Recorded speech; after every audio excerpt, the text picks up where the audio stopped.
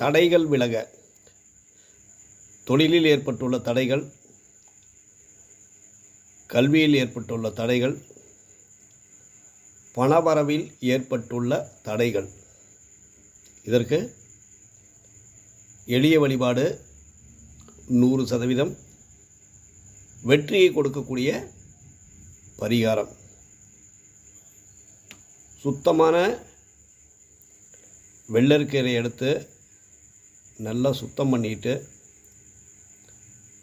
உங்களுக்கு தேவையான அளவு நல்லெண்ணெயில் வெள்ளரிக்கீரையை